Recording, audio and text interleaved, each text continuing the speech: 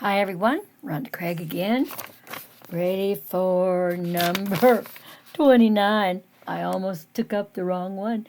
Lesson number 29. I can't believe I've done 29 of these. We're going to talk about a little bit more about Daniel serving in the court. But this time, what I want to tell you now is he was pretty well up in age. And Nebuchadnezzar was no longer the king. And other kings had taken over, and they tried to get rid of Daniel. They were jealous of Daniel, the people in his court, and they tried to make it look like that. They got the king to say, "Oh, make a decree that if anybody prays to anybody except you, because you are so wonderful." For the next 30 days, that you're going to throw him in the lion's den. Make a decree. King thought that was a pretty good idea, so he made a decree. And as we know, decrees are irrevocable. You don't get rid of them. That's the way it is. Now, he liked Daniel. He didn't know the plot was against Daniel. Sure enough, these men watched, and Daniel did exactly what they thought he would do. Faced Jerusalem 3 times a day and prayed. Well, they went right to the king and said, this is what he's done. Now, you have to throw him in the lion's den. Oh, he did everything he could to try to spare him, but it came right down to it. And when they came and got him and threw him in the lion's den, the thing that the king said to him was, "Oh, I pray that your God will save you." And they threw him in the lion's den. And the king couldn't sleep. He couldn't eat and he couldn't sleep. And he woke up very early before daylight, or dawn, it said. And he went down to the lion's den to see. And he called, "Daniel, are you okay?" And Daniel answered back and said, "Yes, O king. My God sent an angel and closed the mouth of the lion." You see, Daniel understood covenant. And he said, "There is none like you, O king. But my God saved me. He sent an angel." Well, he brought him up out of the lion's den, and he rejoiced. So later on, when there's other kings, and I'm not sure which king it was that threw him in the lion's den. It may have been Nebuchadnezzar. That I'll have to go through. It doesn't really matter. What matters is God saved him. But there were more kings that came along, and I'm thinking that this might have been the son or the grandson of Nebuchadnezzar, and it was Belshazzar. And they were having a big drunken party. All of his big officials and all of them were there, and they were drinking. They were even toasting with the sacred vessels that had been in the temple. They were silver, the goblets and so forth that were in the temple that they looted when they destroyed the temple and Jerusalem. Oh, they were mocking God. And while they were in this, I think, maybe 1,000 of them in there, this handwriting began to write on the wall.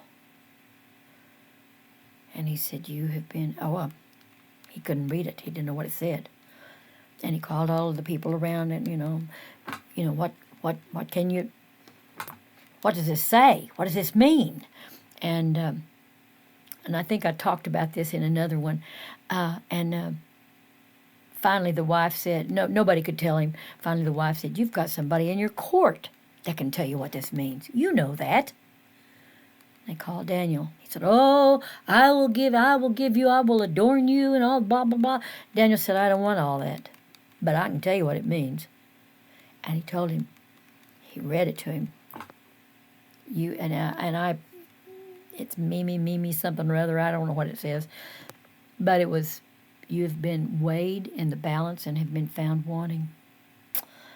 And that very night, the Medes and the Persians, Cyrus the Mede, attacked and killed him and took over Babylon. That was the beginning of this particular era of right here, the silver ones right here. And if you could see on my sheet behind, I have it fixed that way on there, but you can't see it. So here it is. Anyway, but in God's mercy, Cyrus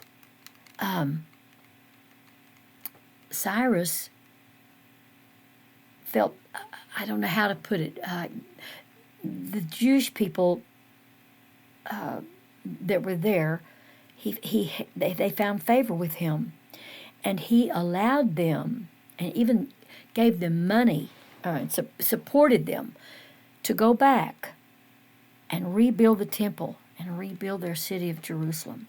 And he did that. They were allowed to go in 3 different waves. And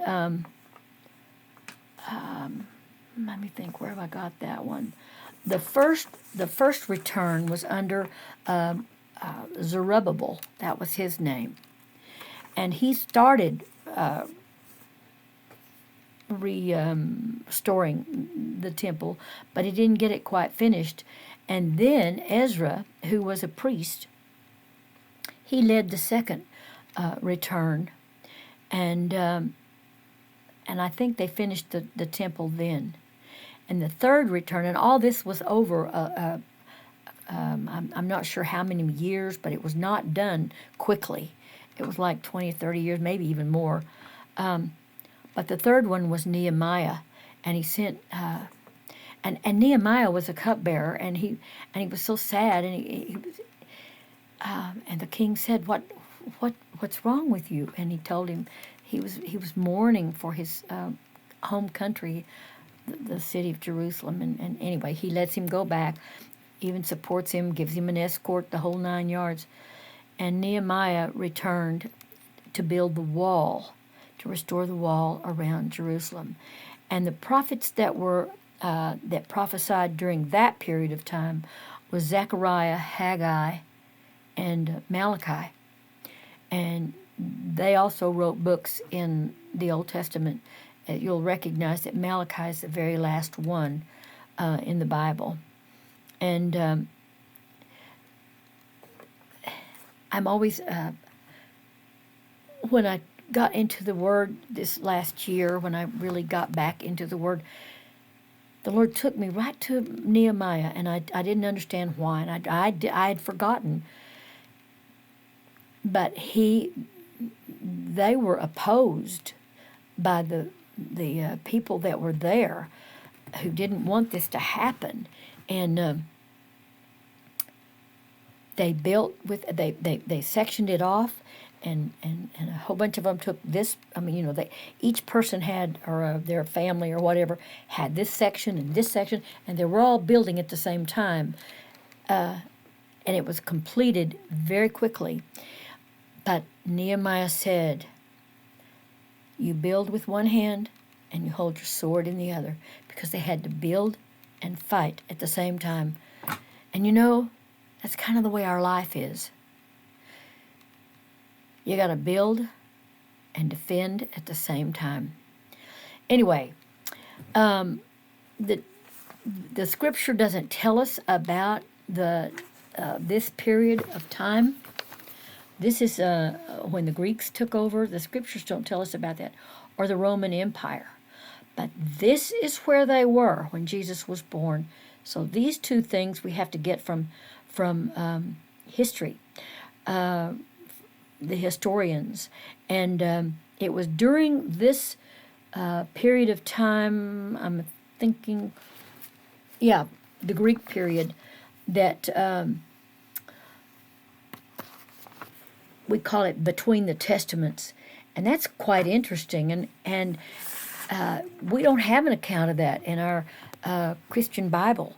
I think the Catholic Bible includes the Maccabees and what happened during that period of time. But we're going to go into that, and I'm not a scholar of that, but I will tell you what I do know.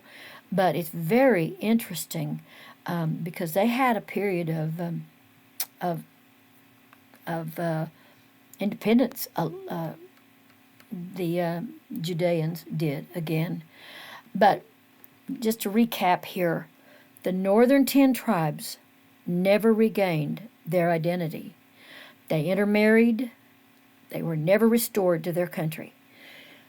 The Jewish people, or the Israelites who were in the southern kingdom, became known as the Jews. I guess that's short for Judean. They did restore their identity. And some of them stayed in Babylon. Well, it wasn't Babylon, it was under the Persian. Some of them stayed and set up a big community.